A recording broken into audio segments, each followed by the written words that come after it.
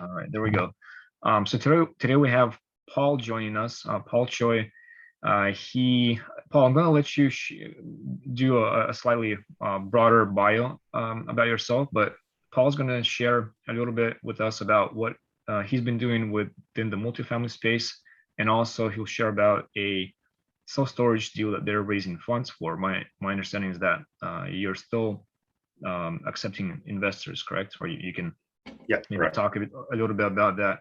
But I'll give it over to you, Paul. If you can start off maybe with a quick bio and a story about how you got into real estate investing. That's always interesting, to see what path everyone takes, and because it's always different.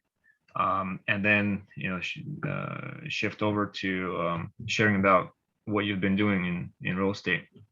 Yeah, sure. Actually, that's already built into the slide deck, so I can just jump right in. Awesome. Let's see. The screen share option should be available too. So let me know if you're able to do that. All right. How's that look? Yeah, perfect. Okay. Well, thanks everyone for joining. My name is Paul Choi for Flite. I'm a partner there. We're a private equity firm that, like I mentioned before, focuses on value add asset classes in multifamily and self-storage. We also do sometimes single family home flips on the side.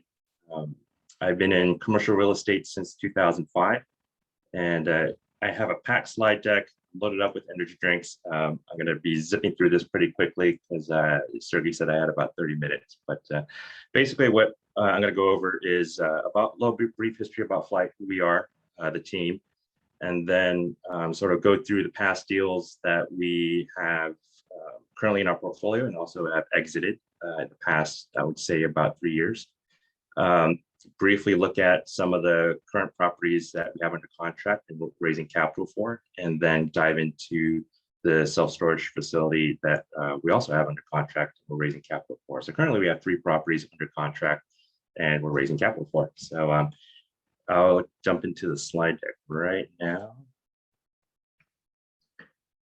So I'm a partner at Flite. I have 2 other partners, Sherwin and Matt. Sherwin and I used to work together. We were in the architecture field in our past lives. We have I would say about 17 years, 18 years of architecture, design, construction experience, construction management experience in those careers. Matt Ward, he's a risk and task management partner. He was a CPA accounting firm, has I would say about 15 years in corporate life as well. We all sort of came together I want to say about 2 years ago and started Flite as our side hustle, you could say. And then, sort of grew pretty quickly. Then to the point where, in the middle of the pandemic, we decided to give up our W-2s and do this full time. So from let's say about 3 years ago when we started doing Flite as a side hustle, up until this point, we have probably acquired over 600-700 units in the multifamily self-storage. Some of these deals we actually do ourselves. Some of them we partner JV, and some of them we do the traditional syndication by raising funds with our investors. All these numbers on the left are a little bit old. I think we're over $30 million in portfolio value. We're exiting another property this Friday in Sacramento because it went through the whole value add process. We have been able to leverage our backgrounds in terms of getting these heavy value add properties, doing the renovations, doing the design, and exiting earlier than what we originally underwrote for. Typically we underwrite for 3 to 5 year old, but we've been averaging let's say about 18-month old and exiting them because the whole process, we were able to shorten it for that much. In our past careers, we work with a lot of these companies, tech companies. We're in the Bay Area, so they're sort of in our backyard that we work with. A lot of our investors actually do work in the tech field. So going to the next one, just kind of go at a high level for some of the properties that we currently have exited. Um, Sutter Court was a 16 unit in Stockton, California. This was my first multifamily deal. We acquired in 2018. Prior to this, while I was in my W-2, I had a commercial property in Hayward that I acquired in 2005, long time ago, that has like retail and industrial components to it. But this one was actually a first multifamily deal that Sherwin and I partnered up and said, hey, let's get something big and let's get something in the multifamily asset class. So we partnered up with this. This one's a beautiful property. The seller was a contractor, spent about 6 years bleeding money renovating this property inside out, top to bottom. It was practically a brand new property when we took over. We acquired it for 1.3 million. We got private debt on it, Civic Financial. They gave us a 75% LTC on it. We were able to negotiate with the seller 15% seller carry, and we put 10% down. So with minimal capital that we put in, we were able to acquire this property. The private debt with Civic Financial is 24 months, which is traditional for bridge loan debt. So we took over this property, closed on it, but it was of course completely empty, which is fine with us. We brought on a professional management company. They, screened all the tenants, find great tenants. If they had pets, we would charge pet rents. If they had a car, we would charge parking. We would do rubs. And in about 3 to 4 months, we were able to lease up all the units. And then in September 2019, we sold it for $2 million because we had a couple of months of stabilization, some rent roll, some P&L, and we were making nice profit from it. We paid back the seller carry, paid back the loan, and we kept the difference. Hey, Paul, can I ask you a cool question? And yeah. If you don't mind me, on the rubs, can you just share briefly what that is? Some people may not know. And how does that work? Like, why would you implement rubs? Yeah, so RUBS is ratio utility billing system.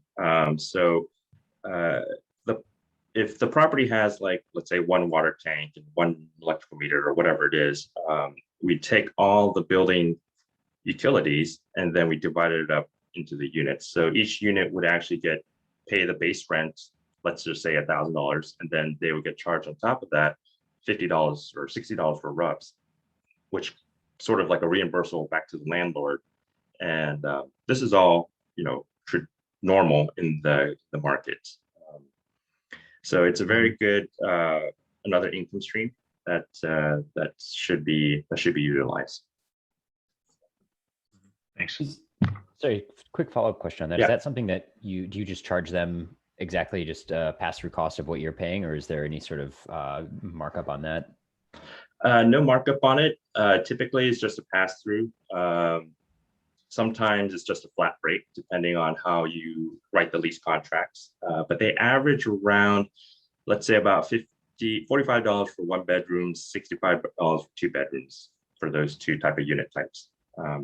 You don't want to make it too high where it becomes too much of a burden, but you want to make it reasonable. And that's like in a scenario where you don't have separate meters? Correct. Well, correct. Where the tenant doesn't pay directly the utility. So like the building lights, the courtyard lights or whatever, that could be also tacked onto the RUBS.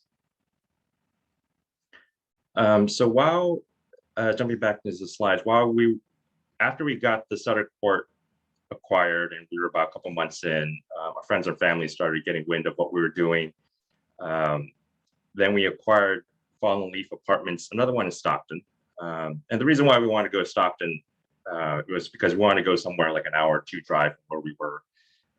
Sacramento, we felt we didn't know much about the Sacramento market yet back then, but we knew we were doing a lot of research in Stockton. We were able to pick up a product for sub $100,000 a unit.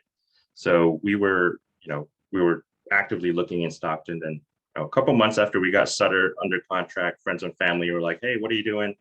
I want to invest." And so Fallen Leaf was sort of our first syndication. We fell into that syndication. We acquired it for $1.25 million in September 2018. This is a 14 unit, lot of 2 bedrooms, which was great.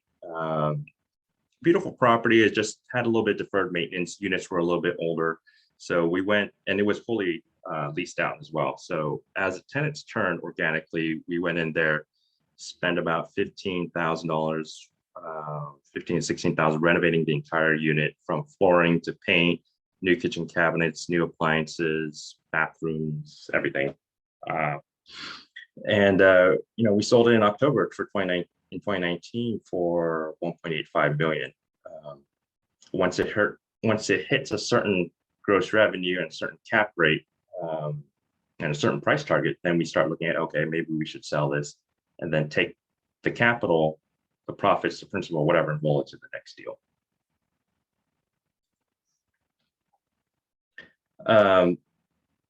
This was a couple months after we acquired that Fallen Leaf apartment. We acquired the Flora Apartments in Stockton as well, because we started having a backlog of investors looking to place capital in these type of properties. We bought this for $965,000 November 2018. When we bought it, this was the worst property I've ever seen. There was a slumlord in there. The property was in tons of deferred maintenance. A lot of work was needed. Everything needed to be worked on. And this was a 15 unit. And we bought it for $965,000, which is pretty cheap for the Stockton property. We spent about $250,000 in CapEx over time, renovating 7 of the units and redoing the exterior and the common areas. We did all the design, such as the wood railing, what color doors, what color exterior. We have a whole spreadsheet matrix of the interior units of what goes in there, everything down to the faucet. And basically it's rinse and repeat for every single unit, not only in Stockton market, but also the Sacramento market. We also have property in San Jose, which is maybe a tier up in terms of quality. And we just adjust some of the materials to make it a level up. For example, instead of white appliances, we would use stainless steel, and we would just update that matrix. We still have this property. We may probably sell this in the near future. What flooring do you put in these properties? What? What flooring? What type? Luxury wood LVP. vinyl. Yeah, Mhm. LVP. Yeah, just curious. Yeah, a lot of the material we just buy it at Home Depot, actually. We just buy it at Home Depot and have the contractor pick it up. He picks it up, moves it over, and starts installing them. That makes it as easy as possible. Windsdale Apartments was the first multifamily that we bought in Sacramento. This is the Arden Arcade market. We love that market. It's just east of downtown. We bought it for almost 1.5 million in May 2019. 14 units, a lot of 2-bedroom units. The exterior was in okay condition. The interior units were all dated. It's the same formula. As the tenants turn, go in there, upgrade all the finishes, the bathroom, the kitchens. And we were able to turn, I can't remember how many of the units, 10 of the 14 units over a span of about a year and a half. And we were able to sell this in December 2020 for $2.25 billion, 19-month hold at almost a 23% IRR for investors. And we didn't have to touch the exterior because this had a lot of 2-bedroom units. The rents were pretty strong after you turned them compared to the 1-bedrooms. So during this whole time from 2019 to 2020, and even right now, the cap rates were continuing compressing in Sacramento as the asset prices were going up. Inventory is tight. People are scrambling to get products to buy.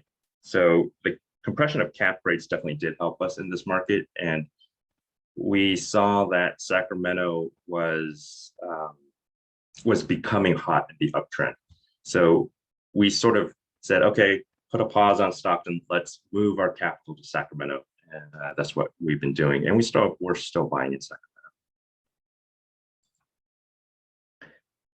The Palms apartment is a small 11 unit, also in Arden Arcade on Watt Avenue. We bought this in November 2019 for $1.25 million. 9 of the 11 units we were able to rehab about about 18-month period. This did have majority one bedrooms, which wasn't that great, but we were able to actually do some good exterior work on this property. As you can see from here, from doing the wood railing, paint the doors blue, which is the Flite color blue. Just spending a good amount of CapEx on cleaning up the property, doing the interior units, and we are under contract to sell this. We close in about a week or so. So just to step back and break down on how we structure our deals with our investors is that it's a typical, let's say for something like this, a typical syndication. It's a 70-30 split. Preferred interest rate is usually 8%, but can range from 8 to 10% depending on the deal. So the investors do have, on the capital stack, do have first position in terms of what the preferred interest rate is. And then below that is their principal. And then below that is the 70-30 split. And a lot of our investors are repeat investors. So, you know, for example, once we exit Watt Avenue, Palms at Watt Avenue, they roll their capital into the next deal, then the next deal, and then the next deal. And it's just it's the velocity of that happening. Sorry, would you dive a little bit deeper into that? The 70-30 split, is that 70% to Flite and 30% to the investors? And how does the rest of that roll out? No, the other way around. The 70% goes to investors. And 30% goes to Flite. So let's just say if we made $1 million on an exit, the first goes to the 8% pref if they haven't collected on it. And then their principal's return. And then whatever's left over, let's just say it's $500,000 left over, 70% goes to the investors, and then 30% comes to us. Got it. Yeah.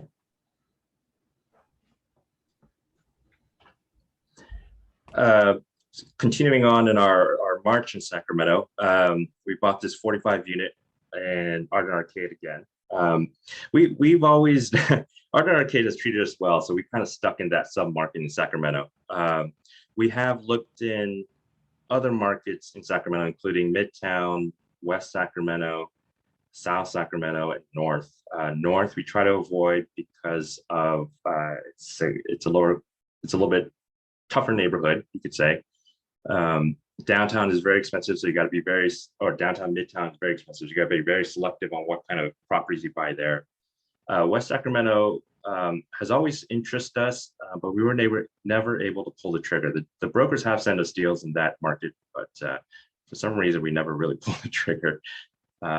South Sacramento is interesting, but it sort of expands and expands and expands, sort of like LA almost, where from South Sac to Arden Arcade, from South Sac to Elk Grove, there's a lot of land in between there where inventory can't come online.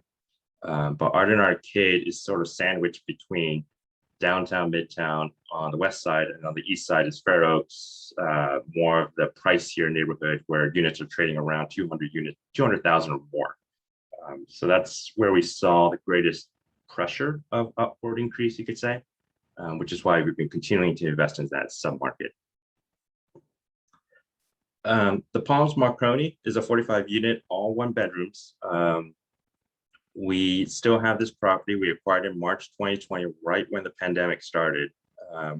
So this is by far our toughest property, just because of the timing when we acquired it, which was in March.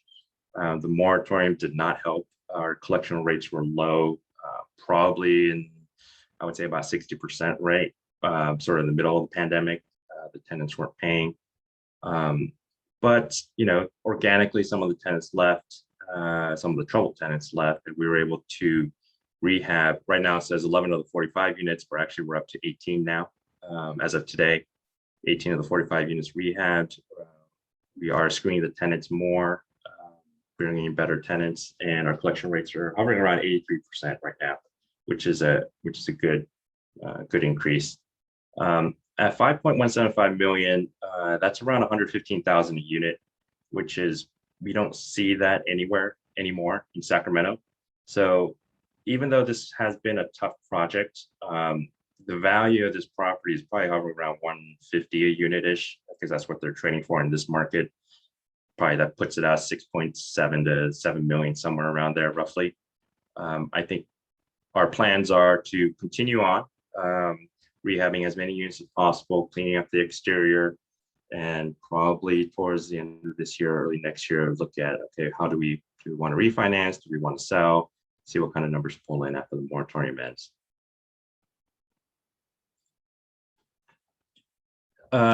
So Sacramento, it's been great. We've been making a lot of acquisitions, and then after the pandemic hit, sort of, I'm sure you guys all sort of felt this too, where sort of everything kind of stopped. Sellers weren't selling, nobody was doing anything. So we sort of put a pause on Sacramento because we were trying to see what was being sold, and there wasn't much to actually shop around for. So the good part is that the core markets, for example, San Jose, everybody was scared that people were leaving the core market, San Francisco, San Jose, and they're moving into the suburbs, which is true to a certain extent. And that caused a lot of these mom and pop owners to panic and sell. So we were able to acquire Dealing Apartments, a small 6-unit in San Jose, May 2020, a couple months into the pandemic. And we got this for around 250, a little over 250 a unit. It sounds expensive, but for San Jose, that's actually pretty darn cheap. This was, the property was in decent condition. Interiors were a little bit dated. Rents were hovering around, averaging around 1,100, or actually 1,200, when market rents should be around 1,800 or more. So we started offering everybody cash for keys, saying, hey, if we give you cash, hopefully you can move to a different property. Hey, we'll even pay 2 months rent at your new property. And 5 out of the 6 units actually accepted. And we were able to renovate all 5 units all at once, which cut down our costs a good amount because we were able to buy materials and labor and all that stuff all at once.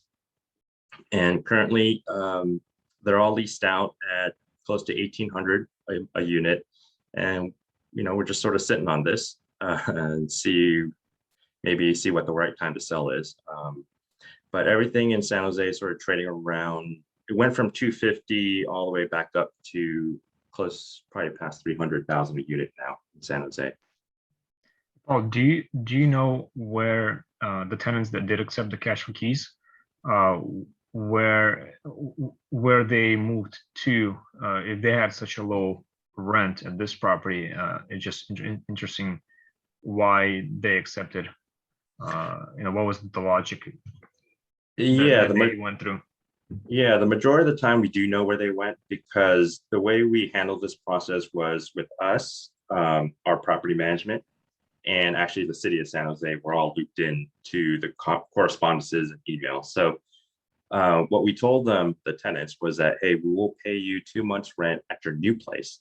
And, if you move to a new place, and that's what happened. We would they would get approved at a different apartment complex. We would actually send the funds directly to the new property that they're renting, and their 2 months would be covered, basically. Some of the tenants probably moved in with family, and if they took that option, then yeah, we would have to give them cash directly. But the majority of the tenants actually moved to a different property.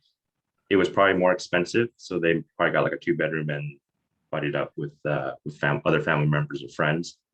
But that's how it went. So they probably upgraded to a more renovated unit, but it was at a higher price, or it was smaller, most likely, right?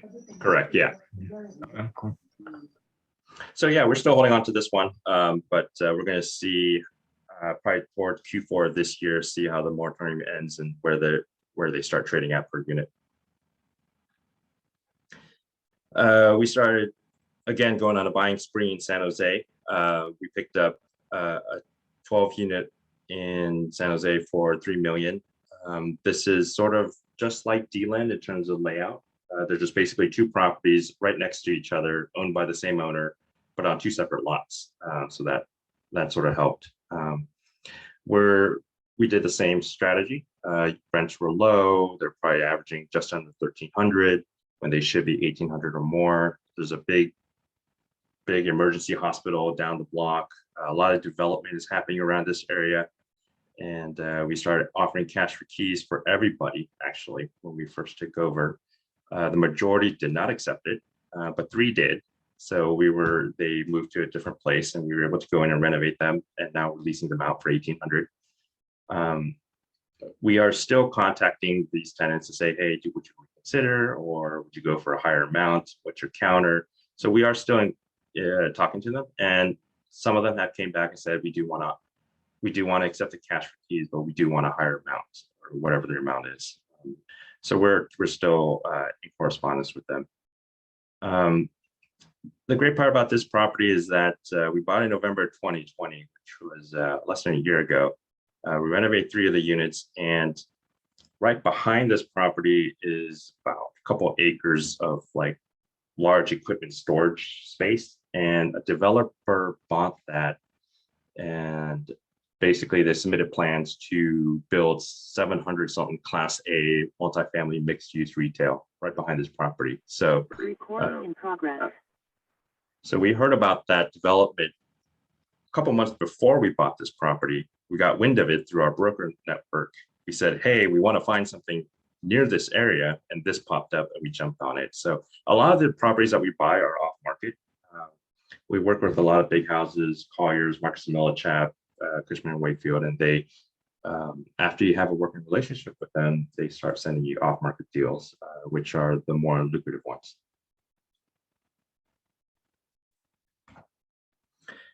So going to jump into some of the opportunities that we currently have under contract.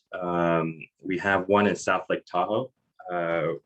We saw what the pandemic has done to the whole people moving around, whether it's moving an hour or 2 out from the Bay Area to Sacramento, or they're moving to a different state, or moving to, in this case, South Lake Tahoe, where a lot of people are sort of working remotely, and they bought a house in South Lake Tahoe, and what's that doing to the property market over there? Just like a lot of places across the United States, it's driving up single family prices, and of course rental rates in this market. So this is a 13 unit that we got under contract a little over a month ago, and has a good mix of 1 bedrooms, 2 bedrooms, 3 bedrooms, but the rents are astronomically low. I mean, they're like $850 per unit on average, when they should be double that. The owner was an old relative, I think 2 sisters that sort of want to get rid of this, because this property was handed down to them, and they don't really know how to manage properties and do CapEx and all that stuff. So they cashed out. We close on this week, at the end of this week, and it's fully occupied. Everybody's paying rent. We will probably follow the same formula of cash for keys, and look at organically turning the units, rehab the units, and then bring in tenants at market rents.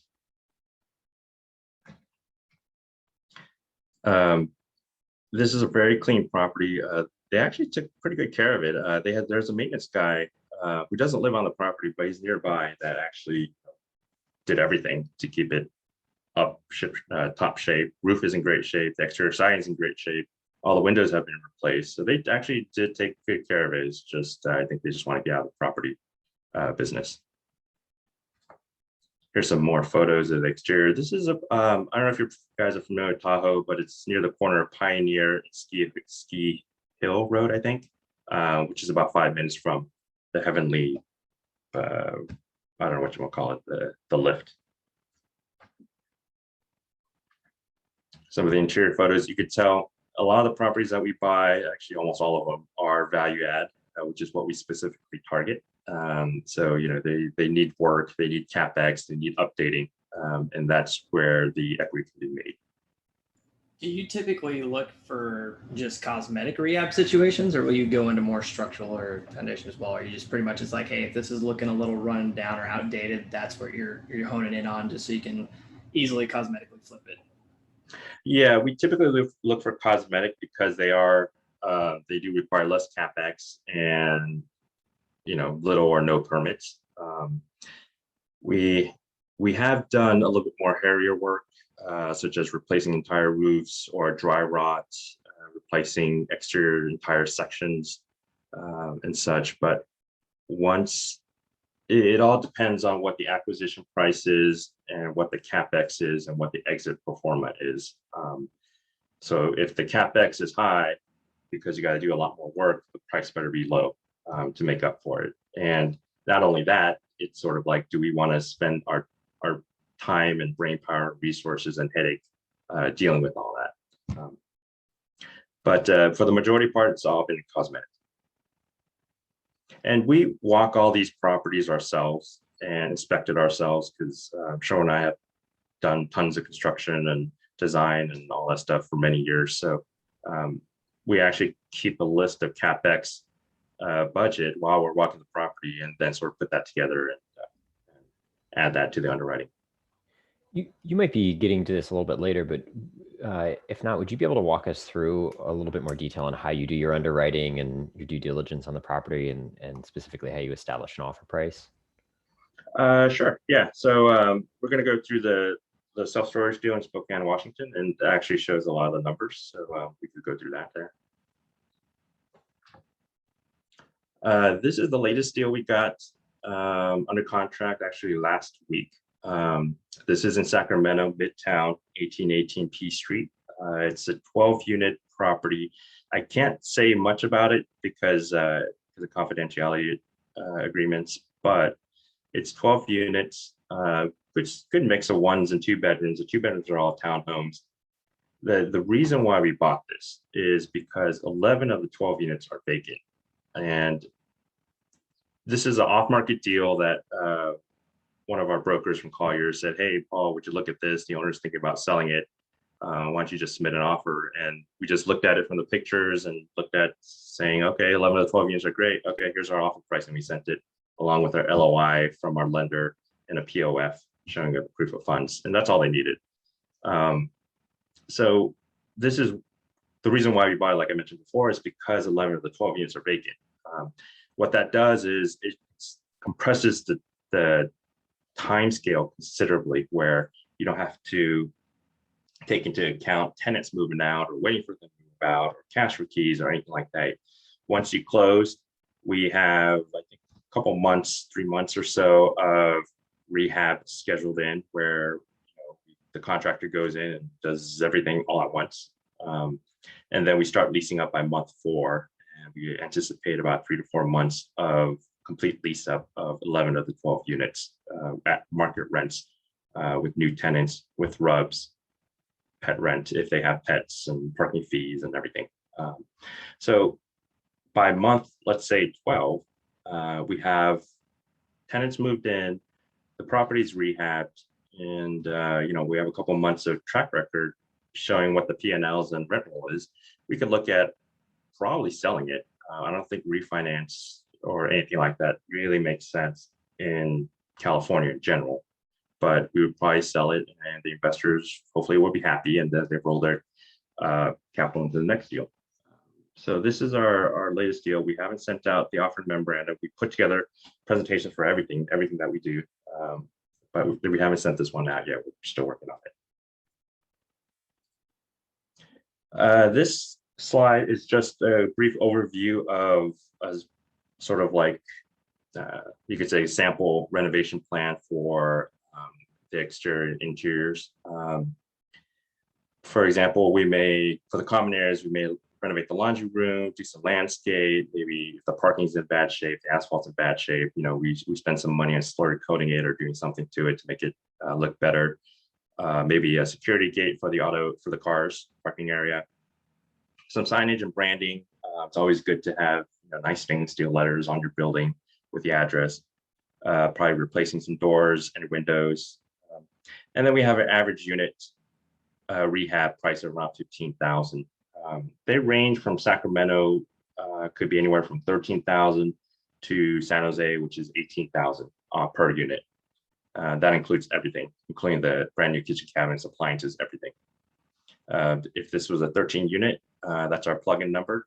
15,000 times 13 is 195. We have a couple of points for contingency, and we say total renovation cost is 260,000 for, let's say, a 13 unit property. The bridge debt that we get from our lenders, they do up to 70 to 75% of LTC. We have to bring in 25 to 30% of the down, plus the lender also gives 100% of the capex on a draw basis. So as we do the work, let's say we spend $50,000 this past quarter on renovating a couple of units during the exterior, we submit receipts, et cetera, to the lender, and they reimburse us $50,000 for that amount. In terms of lenders who we work with, they're all over the place. Could be Riverbend, Avatar, REI, Capital, but we typically go through CBRE and Berkadia as loan brokers. They're able to shop around everything from private debt, bridge loan, to conventional bank loans, to agency debt, Fannie or Freddie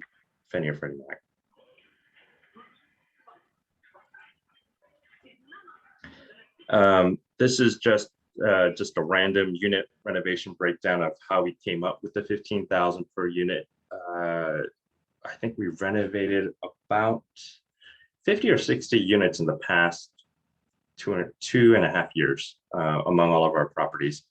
And we sort of got it down to a science where, you know, what each action or each material or each labor cost is.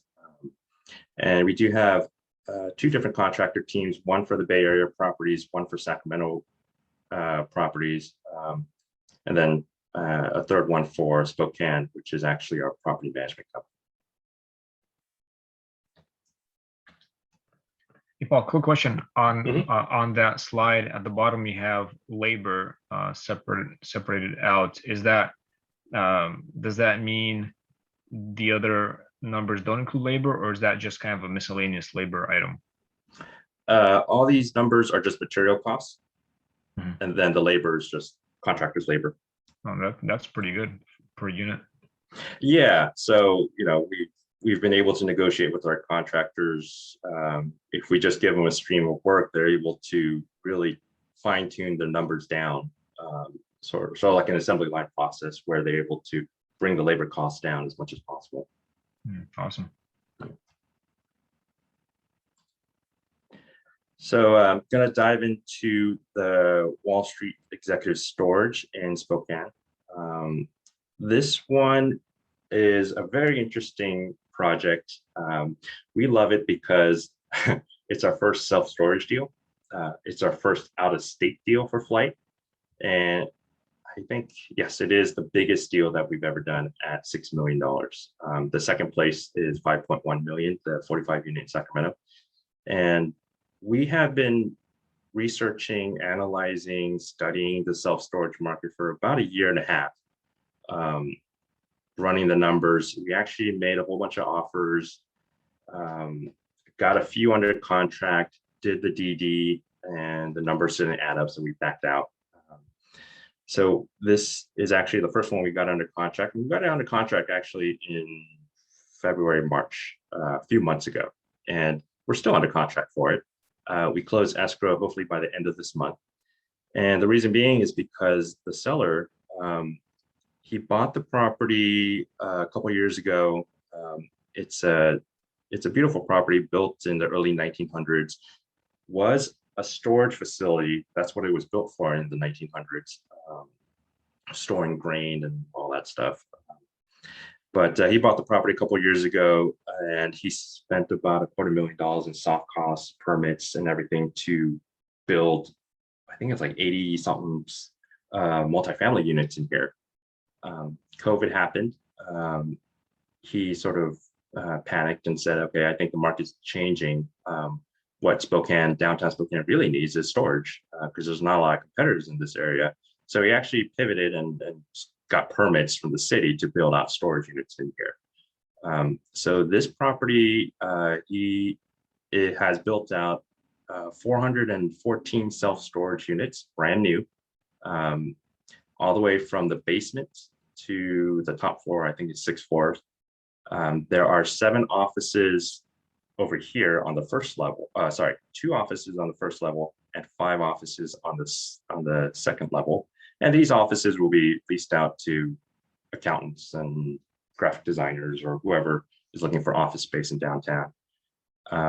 Also, in the back part of the second floor is actually we decided not to build out any storage units. It's just open warehouse space, and half the basement is self-storage and open warehouse space. The reason being is because there's actually demand for open warehouse space where they could just store furniture and everything, anything they want in there. This is just going through a little bit of history of the property and the deal itself. This is on Wall Street, and across the street is Wells Fargo Tower. Down the street is one of a nicer upper scale hotel. There's like a Bank of America building. There's like a lot of office buildings, financial buildings, accounting, attorneys in this area. And we anticipate that a good percentage, hopefully somewhere between 20 to 30% of the tenants will be corporate tenants, meaning that there's a hospital a few blocks up and they need storage space for the medical records, or attorney needs storage space for documents. We do have a lot of contractors who are interested in leasing out the larger units because they want to store equipment, tools, and materials. And then the rest we anticipate will be the regular consumer users, such as folks who live in downtown or students. There's this college a couple miles away, so that we're anticipating students will be using some of the storage space as well. As I mentioned, we got under contract for $6 billion, 414 units, 7 offices. Now this property is just like our very first one on Sutter Street in Stockton. The seller, the current owner, is renovating everything inside out, top to bottom.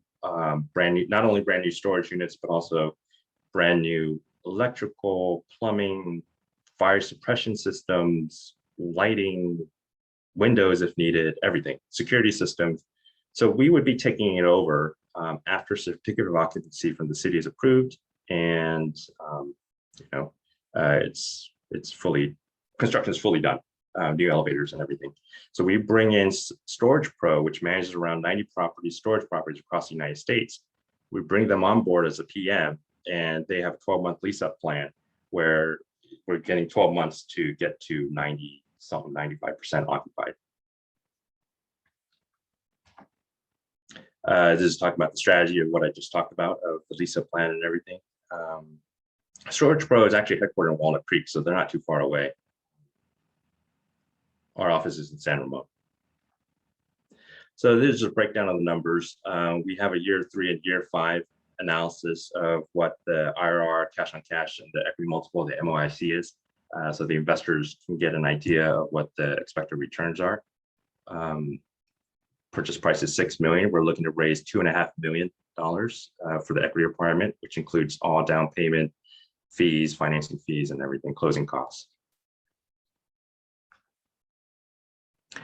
This slide just kind of talks about the Spokane market. We love the market, just like a lot of the markets where, like Sacramento, where the real estate prices are rising, cap rates are compressing, and there are people are moving to these type of smaller cities. Mentioned about the lease up plan, we're partnering up with Storage Pro on this one as the PM. They're highly experienced self-storage management company. They do have 2 other properties in the Spokane market. There are 2 other properties actually further out from downtown. It's a little bit rural area, so they have those, what you see and typically see in storage units, where it's more of a single level when you drive up to it, whereas this one's in a more densely populated downtown, and there's 2 loading docks where you back up the truck and you have to unload the stuff, take it up to the elevator and into the unit. Just put together a slide of why storage. When you look at the storage market and storage asset class, it's right up there with multifamily. And the reason I say that is just by sort of talking to your lenders on what they think of storage. When you, let's say, try to put together a deal for a multifamily acquisition, these lenders are like, yeah, we'll give you 75%, or even single family, we'll give you 80, 90% LTC on this, because they know it's a safe asset class compared to, let's say, office space, strip malls, retail, industrial. My Hayward property, which is retail industrial, I can get only like 65, 70% LTC if I'm lucky. And that's if I'm really lucky. So storage is actually up there with multifamily in terms of leverage. And the reason why it's up there is because it's a safe asset class. People will pay their rent for storage. And there's not a whole lot of actually storage trading out there. There's not a whole lot of inventory out there to buy from. So, you know, if there's like 10 multifamilies you could look at, there's like maybe one storage that might be for sale. And the value add upside on these storages is, you know, improve the quality of the storage units, improve the management, and or you build more units if the space allows it. That's some of the ways you could increase the value of the property. So we did a whole asset market study of not only the storage class, but the storage class in this market in Spokane, as well as the West Coast. And we tapped into Colliers, we tapped into a lot of different analysis, Yardi Matrix, Marcus and Millichap, their research analysis on seeing what the demand of these storage units are in this area and what the competitors are charging. That's very important, where the competitors are located, and a bunch of other factors. Just talking a little bit more about the supply and demand. Again, like I said before, we looked at all the competitors in the vicinity. And when I say vicinity, it's like 15-minute to 20-minute drive, which is about 5 to 10 miles radius out from this area. Downtown is right here where the red dot is. And then, you know, we actually looked out further out to see what they were charging and what type of quality and class of storage facility that they were offering to the consumers. So we underwrite, of course, all of our deals. We put together rent rolls, pro forma rent rolls for this case, and pro forma P&Ls. We break down all the storage units by size, how many square feet they are, how many units are in the building, what rate they are per square foot, the monthly rate stabilized, which is basically what the market is. This is a little bit on the low end. And the reason why it's on the low end is because we want to sort of give an incentive to the consumers out there saying, hey, you know, we'll charge you, let's say 10% less than what the market rate is, and what our competitors charging if you lease from our space. And that hopefully that'll ramp up our lease from 12 months or less. We also broke it down to commercial space. First floor, we also have large loading dock storage units on the first floor.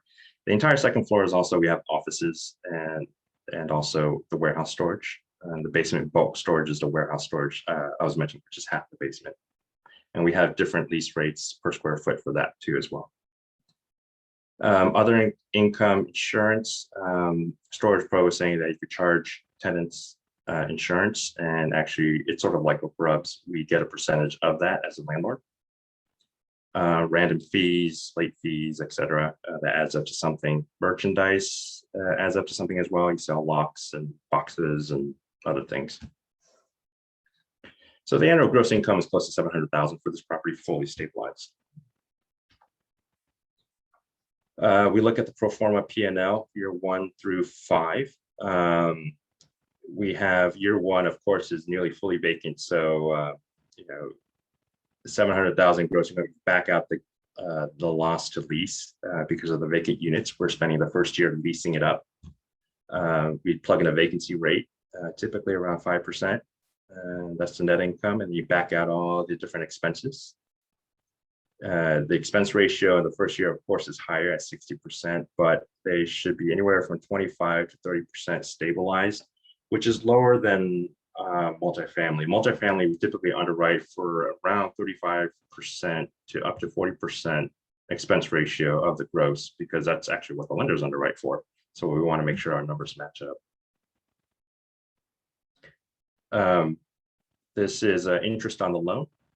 We do have private debt for this one because there is no income history on this one. There is no rental history. So we have to get bridge debt, 2-year debt to secure the property, execute the plan. And, by let's say month 18, we look at, okay, do we sell now that it's fully stabilized, et cetera, looking at the market, or do we refinance, get some principal back to the investors and sit on it for a little bit of cash flow and sell later. These are some rental comps that we look at as well, comparing our square footage rate versus the other ones. And of course, we have an office component to this one of the 7 offices. So we look at the office rates as well on a per square foot basis. Lease rates for offices into downtown can cover anywhere from $16 to $20 a square foot per year. Usually, because this is a storage unit, we would do like a modified gross type lease. These are some pictures I think we took about 2 months ago, so they might not look 100% complete, but just wanted to share them. So yeah, 6 floors total with a basement level below. You can tell the blue is all storage units built out. So all the top 4 floors are self-storage. The first level, the back part is self-storage, and the basement half of it's self-storage. The green is just open warehouse space, nothing was built because there is demand for that. This is all open warehouse space. The orange is the 7 offices, and the street is right here. This one just shows from a plan level how they're all divided up, given varying sizes of the self-storage units, so that the consumer can pick and choose from which type of units that they like. Some exterior shots. This was during winter, when it was snowing. This is the open warehouse space where we kept everything open, didn't build any storage units. Actually, the second floor is already pre-leased out to a short-term rental company. They're releasing out the entire second floor warehouse space. We're working with the seller right now to pre-lease out as many of the units as possible. Storage Pro is on board. They already have a website up, taking pre-lease reservations as well for the actual units. The first floor, this is the front door. You walk in, you come up to the office on the left, a larger office on the right. This is the right office. This is a small office on the left. And then you go upstairs to the second floor where there's more offices. This is the back of the first floor where there's open warehouse space. And this is the loading dock with the roll-up gate right here. Second floor, you got a row of 5 offices here. Yeah, pretty simple, pretty straightforward. This is the second floor warehouse space in the back that's been pre-leased out. And then as you go up to the upper levels, it's all built out as storage. You got a warehouse type elevator with heavy freight elevator that could handle a lot of weight. It's a mix of swing doors, metal doors with roll-up doors, and there's locks on them.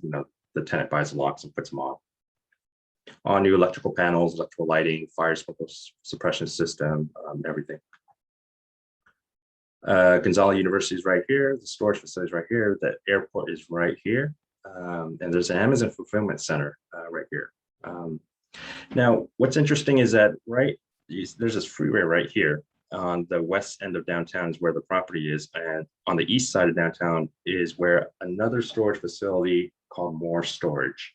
Over 500 units, Class C property just came on the market for sale a couple days ago, and they're asking 7.6 million at a 5.7 cap for that property, and it's a Class C, meaning that the exterior is not in great shape. It's a little bit rougher neighborhood. The units are nowhere near as nice as this one.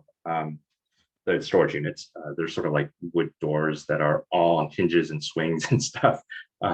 It's been mismanaged and such, but the reason I'm mentioning that is because at a 5.7 cap, this property, after we stabilize it, will be worth around $9 million at that cap rate.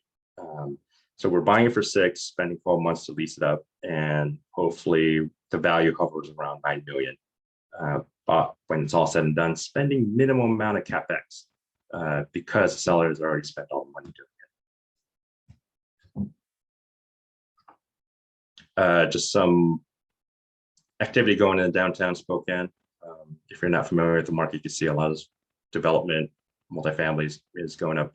This is, you see this in a lot of metros and a lot of the cities across the United States, especially the southern cities and the coastal cities.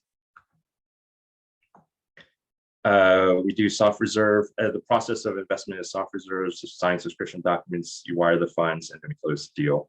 This is sort of like the projected timeline that we send to investors.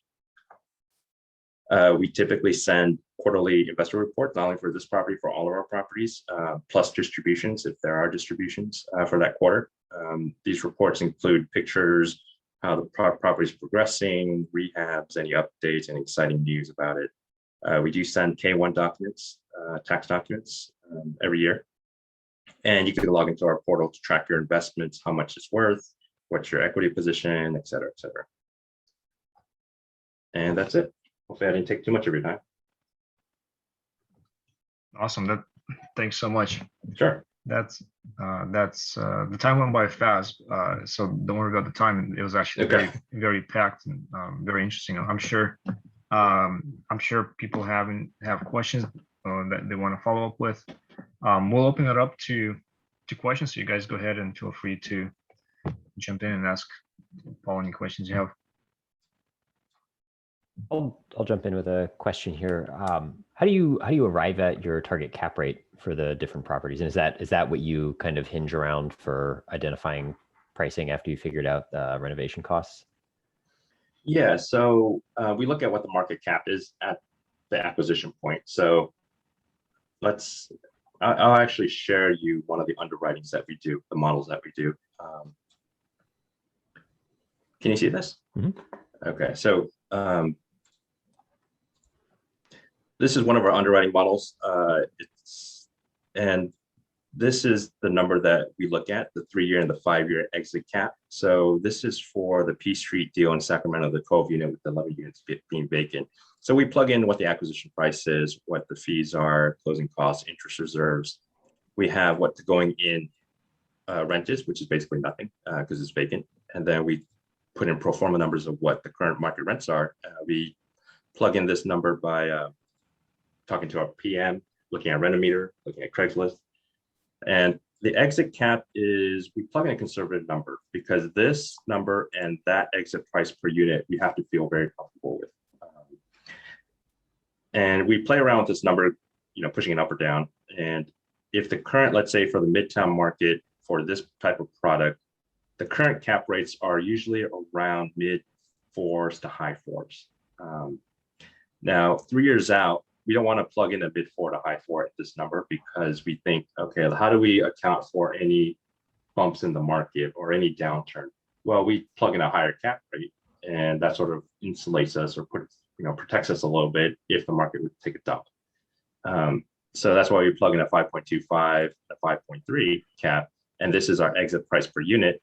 And the exit price is somewhere over here, like 4 million something on a different tab. But it's sort of like a judgment call of how well you know the market, how comfortable you feel plugging in a higher cap versus a lower cap. If we were to plug in a 4.5 cap here at year 3 exit, just to make the numbers work, then it's not a deal for us. We need to be comfortable plugging in a higher cap and still have decent IRR numbers to make the deal okay. And so do you take into account at all, like let's say the place is currently rented out, do you take into account current cap rate in terms of, if it's you're getting the place at a 5 cap and it's in a market where it should be a 4.2? Honestly, no, because of the deals we go after, which are value add. So for that Tahoe deal, for example, the rents are 50% where they should be. We don't really care what the incoming cap rates are. It could be 2%. We just see what the pro forma numbers are, because when you're trying to buy value add deals and the rents are so low, the cap rates are going to be so low that it's going to be ridiculously low. So yeah, we don't really look at the incumbent caps.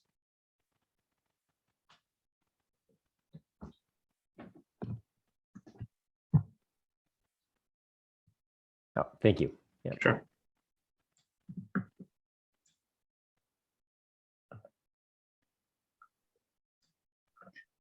I have a quick question. You mentioned you have one beds and two bedrooms in various of the units. Obviously, two bedrooms are usually preferred, but can you comment maybe on what you see as a negative on the one beds and what you've experienced? I've heard of some who don't want to invest in one bedrooms because they think it's just too much of a risk if there's if anything changes in terms of demand. Can you share your thoughts? Yeah, we've had properties in the range from all one bedrooms, just like Marconi, to a mix of ones and twos, and some other properties are two bedroom heavy. And what the property management companies that we work with say are it's best to have it close to a 50-50 mix of ones and twos is what they prefer, because tenants, you get all kinds of tenants who are looking for different spaces. If like for Marconi, since we have a lot of ones, it is more transient, you could say. The leases, let's say they do sign a 1 year lease, they may go to a 1 year lease and move, or 2 years and move. Whereas, if you have a larger unit mix, such as 2 bedrooms and even 3 bedrooms, they would stay a longer period of time. So it's sort of like, pros and cons to each thing. But you do want one bedrooms in the mix as well, because there's demand for it, especially since if the 2 bedrooms become too expensive, which is a lot of the case in Sacramento and some of the other markets, they may say, okay, I could squeeze into a 1 bedroom to save some money. And they actually actively look for a 1 bed. Gotcha. Paul, I'm not going to hold you to this, but what's your best guess as to what's going to be happening in the Sacramento multifamily market over the next few years? Well, let's get out my crystal ball and yeah, I wanted to get out your crystal ball. I mean, yeah. Well, the Sacramento market, it does have a long runway, just like Phoenix, just like maybe less so Las Vegas, but Phoenix, some of the Texas cities, Austin, Sacramento's up there. It constantly ranks top 10, even top 5 in a lot of the metrics in terms of rent growth, single family home prices, and multifamily prices. And there is a lot of capital out there because of all the quantitative easing that was done during the pandemic. This capital is looking for yield, and the yield that is safe is, stocks is one thing, but they're at all-time highs or whatever it is, or even crypto is kind of risky. So real estate is sort of like, okay, this is where I could safely park my money and also get tax benefits as well. So Sacramento, because of the population growth, is a safe bet, I would say, at least for 6 to 12 months at the least. The lack of inventory is just, it's sad to say it, but it's hysterical. They're not building as much. The zoning laws hasn't changed for decades. They're not allowed to build as much. So the only thing that can happen is actually rental rates go up, or property prices go up. When we bought property in Sacramento a year and a half or so ago, we bought it for low 100,000 a unit. We would never imagine hitting 150, 160 a unit on average for average condition properties in Sacramento. But we're seeing that right now. We can't get anything lower than that. It's tough. We see it probably in the Arden Arcade market, probably hitting almost 200 a unit in the next 12 months if this keeps up. For West Sac, not too familiar with that market, but I think they're trading around 140 a unit, around there on average. In the good places, you could get closer to 200 a unit. Yeah, I think there's a long runway until all this capital that's flowing out there, trillions of dollars, just finds a place to park it and yield it. The only thing that could throw a wrench in this is if Biden puts out some crazy 1031 exchange law or some crazy tax law or something like that. Thank you. Yeah. I know you mentioned you get a lot of your deals primarily through just kind of brokers providing them to you off market, but when you were first getting going into this space, was that the similar situation? You just went directly to a broker, or were you doing did you find it on market for those first ones, or what was the initial entry for you? Yeah, we had to pay our dues, you could say it. And had the first 3 deals, all of them in Stockton, were actually off the MLS. They were listed by residential brokers who did not know how to sell a commercial property.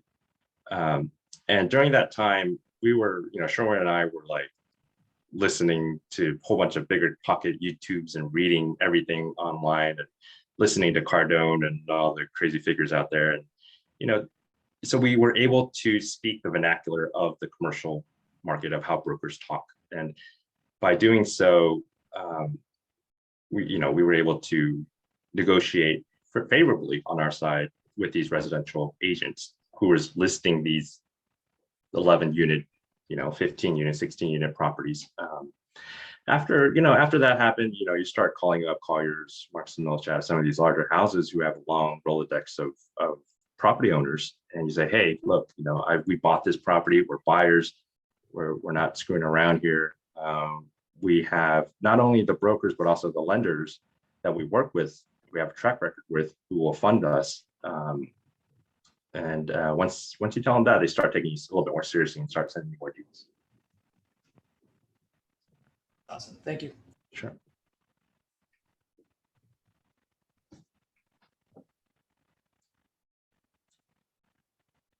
Can you also share what rate, and maybe you mentioned this, but I might have missed it. At what rate are you getting the bridge debt, like on the self-storage facility or any other deals that you've done? Yeah, so on average, I want to say about 6 to 12 months ago, we were probably hitting around high 7s to low 8s interest only, 24 months, 12 months extension, about a quarter point. And the fees for acquisition would be like a point or whatever it is on the loan side. Now they've come down to 6s, mid to high 6s. Again, interest only.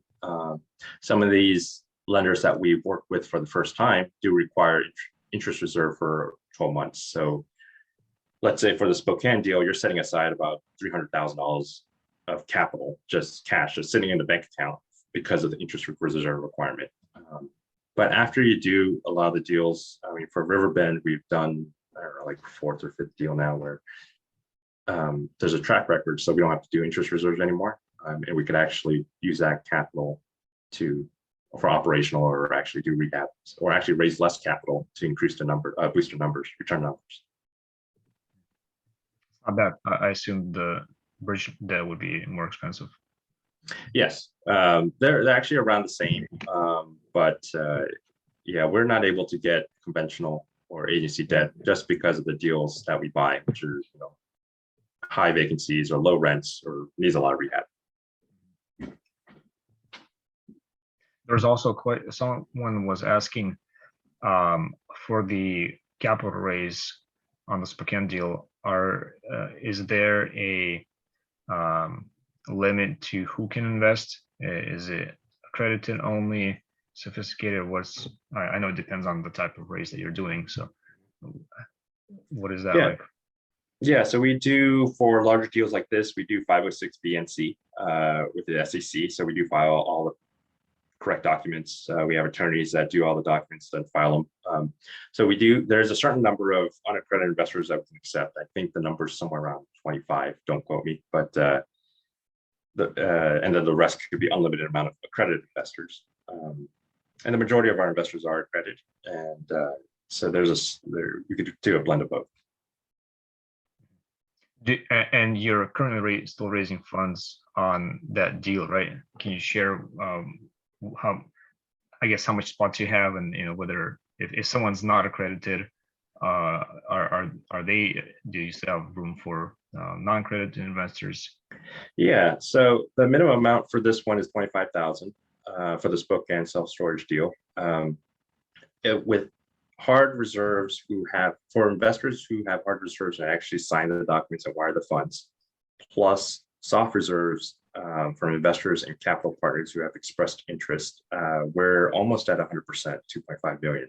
Now, because the soft reserve investors haven't gone hard yet, we're still actively raising until we hit our 2.5 million. So if you're ready, you read the docs and you're ready to go, and you wire the funds, you can beat them out and then secure your position. Just first come, first serve, pretty much. Right? Exactly, Mhm. exactly.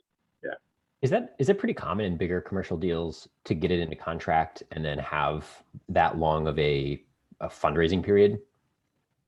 I would say on average they're about 90 days, because that's what the escrow length is. This is a unicorn, meaning that we've been under contract for 5 months or more because of the construction delays. It's solely because of the construction delays, actually. If we were to close tomorrow, and let's say we were at 2 million instead of 2.5 million, we would basically come up with a 500,000, just invest ourselves and take the LP position. But since we have the time, there's construction delays and we hope to close at the end of the month, we're just extending the raise period. And even in a more normal commercial deal, though, it would be reasonable to come in, make an offer, get it under contract, and then spend some amount of time finishing getting the funds for it. Yeah, I would say if you're in the, let's say, $4 million to $10 million acquisition range, escrow close time is around 90 to 120 days. So that would be your raise period. Some of the smaller deals like this 13 unit in South Lake Tahoe or the 12 unit in Sacramento, our escrow period is actually 45 days. That was one of the concessions we have to make to actually get the deal because it was such a good deal. And we just have compressed time frame to raise the funds. Can you walk us through a little bit of detail on what a typical deal pipeline looks like for you in terms of how many deals are you looking at, doing analysis on versus making offers versus getting under contract versus actually closing on? Yeah. So we look at anywhere from San Francisco Bay Area all the way to Sacramento, Lake Tahoe, and then of course Washington.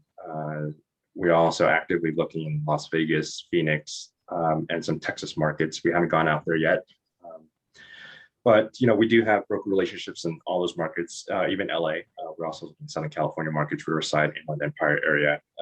So we do get a lot of deal inflow.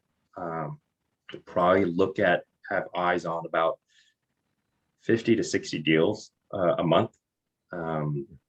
They range anywhere from $2 million to $10 to $12 million in acquisition price. Out of the 50 to 60, we may underwrite, let's say, maybe 15 of them, which is actually, okay, this deal looks interesting. Let's plug in all the numbers. Let's get the DD files, which includes rent rolls, P&Ls. Okay, let's plug in what the projections are. And then if it, once we underwrite it in the whole model that we have, and if it starts hitting certain thresholds, which is like 20%, 18 to 20% or more IRR, depending on what the deal is, what's the MOIC? Let's say for a 3-year hold, if the MOIC is 1.6 or more, at a 5-year, if it's 2 or more, the equity multiple, okay, then this deal may have legs. Then you may actually start offering maybe 5 of those deals. So it goes from let's say 60 to 15 to 5 offers. And then from those 5, we may get 1 if we're lucky. So especially in this environment where inventory is super tight. Honestly, in the past, since January of this year to July, we have not had a single deal gotten under contract except for the Spokane one. And that was just because we were underwriting uber conservatively. The market was sort of running away. We didn't feel comfortable. Inventory is tight. Brokers like, hey, I got nothing. And we were hitting up everybody, everywhere from Washington to Southern California. But as sellers started opening up a bit, inventory is starting to increase a bit. They're trading a bit more. Maybe Biden has scared them a bit. Everyone's trying to 1031 exchange as soon as possible. Deals started coming in. So that's why we have 2 under contract right now. 2 more. Did you ever have any temptation to flex your criteria just to be able to get some deals under contract? Oh yeah. Yeah. Oh yeah. We were like, okay, can we get away with a lower capex, or can we get away with a lower exit cap rate? Instead of 5.25, can we go down to 5 or high 4s? And we didn't. which is why we haven't bought anything since then. And our investors actually do trust us to make sure that we make the right decisions, not just buy because we want to collect the fees and buy because we want to do it. We want to make sure it's a good deal. It's ideally an off-market deal and something with a story, whether there's high vacancy or low rents or whatever. What's the angle here? And that's what it needs to have. Nice, thank you. Sure, thank you. Any other questions? We're coming up on time. We'll be ready to shift over to networking. So I have a couple more minutes.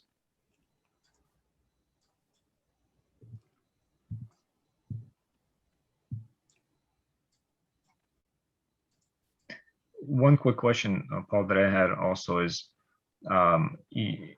what's your, and you mentioned, talk a little bit about this already, but what is your outlook in terms for the Bay Area? Because you mentioned Sacramento, what your outlook is for Sacramento. As far as the Bay Area goes, everyone in Sacramento is thinking everyone from the Bay Area is moving over here. Obviously, there's a lot more people there than we realize. What's your outlook for the Bay Area and maybe the surrounding areas like San Jose? That's further from what's considered the core. Yeah, we do think that in the future, when I say future, I mean 24 to 36 months out, it's going to sort of go back to normal, you could say. And you could tell that by we actually placed money, which is why we bought in San Jose. San Francisco, San Jose, you hear a news story about people moving out, which is true. But the majority of the people actually moved out within California. They didn't go to like Texas or Arizona or wherever. Some did, but the majority actually moved within a couple hours of where they're from. But we placed money in San Jose during the pandemic because we thought, hey, we're going to get the vaccine. It's going to, we're going to beat this. People, the offices, the companies are going to actually say, okay, you guys, you're going to have to come back to the office at some point or some hybrid of it. And we're starting to see that right now. We do have a lot of investors in the tech field, and they actually have to go back to the office now, like 2 or 3 times a week. I used to work at Gensler Architecture, which is one of the largest global design firms. And our clients are Google, our clients are Facebook, and we design offices for them. And they have spent tremendous amount of capital buying office buildings, buying land, building office buildings, renovating their offices to make it very cool with cafes and gyms and all that stuff. All that capital spent, they don't want to go to waste, let's just say. So they do want to bring the employees back. There is a certain spark, certain conversations that do happen in person that doesn't happen over Zoom, impromptu meetings and et cetera. But 24 months out, we do see that it coming back to a little more normal. Gotcha. I had another question regarding cap rates, and I apologize if you explained a little bit earlier, but I know you bring up the 5.25 a lot, and you have the 3 and the 5 year. But when you're looking at, say, Sacramento being your 5.25 cap rate, how did you land on I guess what I'm trying to ask, is that a number you use across the board for your different markets, or is that varies quite a bit from market to market? And I just don't really understand that as much. When you say market to market, do you mean like city to city, like San Jose to Sacramento, or like if you go to Sacramento to Spokane? Oh yeah, definitely. There's different cap rates for different markets, and you get the current cap rate by looking at asking comps from your broker. Like let's say the past 6 to 12 months, similar properties, what have they sold for, what condition, and what cap rate. So, for example, Watt Avenue is the 11 unit that we're under contract to sell, the one that's renovated with the wood paneling and all that stuff. We're closing escrow in about a week or two. That sold at just over 5 cap. So, that's a comp. And then you ask a broker for other comps for other properties that sold. And if you look at it, if they hover around 5.25 cap, let's say for the Sacramento Arden Arcade market, you could have a fairly good guess at what the cap rate's going to be 12 to 24 months down the line. But you also plug in a rising cap rate to peg against any risk that you see coming that may come, such as another moratorium or, market flattening out or even correcting. So instead of plugging a 5.25, you may plug in a 5.5 cap, or a little bit higher, 5.75 cap. So that pegs against risk that you could see. Hope that answers your question. Yeah, no, it did. So it sounded like you're getting a lot of that number just based on kind of correspondence with your brokers that are super familiar with those areas and what they've seen on sales, and then projecting out from there essentially was the answer to it. Yeah, correct. Yeah, you definitely want to leverage your brokers. You definitely want to leverage your lenders. They're your best friends when it comes to doing deals, because they have a wealth of information. These larger houses like Colliers, Marcus and Mulchat, they have separate R&D type departments that just all they do is do research. So you definitely want to plug into that. Paul, thank you for spending time with us and for so much detail and answering all the questions. I think it was a huge value to everyone. And it's amazing that you've done so much within, it's right around 2 years, right? Yeah, just over 2 years. Yeah. So it's really awesome to see someone, accelerate so quickly. So thanks for sharing your experience. Yeah, thank you. It's been great. And I'm very happy to see everybody who's involved in real estate and different aspects of it, whether it's flipping or commercial or residential, because there's a lot of ways you could get yourself involved and a lot of ways you can make money in this business. What would you, kind of a final question, what would you say, what lessons have you learned from the first property that you purchased to now? You mentioned that initially you listened to Bigger Pockets and these other podcasts where you kind of learn the lingo. Where do you see kind of yourself go from there to now? Yeah, I would say the biggest lesson learned was, and the biggest regret actually, is I didn't go bigger. I didn't go bigger and earlier. Everyone has a different approach to real estate, but if you're the type that, let's say, real estate is in my blood, it's in my future, I want to buy more and more properties or flip or do whatever, go as big as you can, because doing a duplex is almost the same process as doing a 12 unit or a 20 unit. It's escrow, getting loans, all that stuff is almost the same. It's just different people you're working with. Residential is residential agents, lenders, etc. Commercial is commercial brokers, commercial lenders. So if you want to go big, or in your future you see that real estate is part of your life, then might as well plug yourself into the commercial world, because you could scale much bigger and faster that. Do you feel like you could have gone bigger sooner, or were those intermediary steps necessary for you to be able to look back and say like, oh, this wasn't too bad, but like you had that foundation of having done the smaller stuff and getting the confidence and the skills built? Yeah, I think you're absolutely right that looking back on it, yeah, I could have done bigger, but what did I know back then, kind of a thing. Yeah.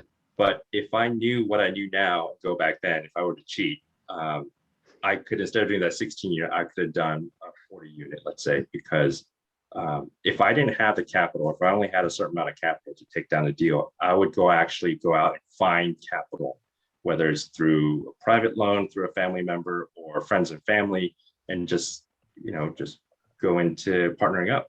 And sometimes real estate, you have to partner up. It's a big animal you want to take down. You can't do it everything yourself. So for us, partnership is very important, not only with our investors, but also with all the vendors and contractors and PMs that we work with. We try to partner up with everybody as much as we can.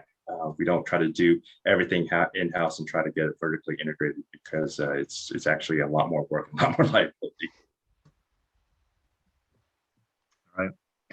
Well, thanks again, Paul. If you're able to stick around for the networking, go ahead. I know you might have to jump off. Before I open up the room, so what we'll do now is we have about 20 minutes for small group networking. It'll be about three or so people per group. Before I open that up, just a quick announcement that we are going to have our next in-person meeting on the 23rd of August. I'll send out an email. You'll get if you're subscribed to the Meetup group on meetup.com, you'll get a notification. I will also send out an email with everyone's contact info from this call and Paul's information as well. so you guys can connect with him. And we'll also have a video of this presentation, a video recording of this. So I'll send all of that out. Before we switch out to breakout rooms, does anyone have any final maybe comments, questions? Just in general, doesn't have to be specifically about Paul's presentation.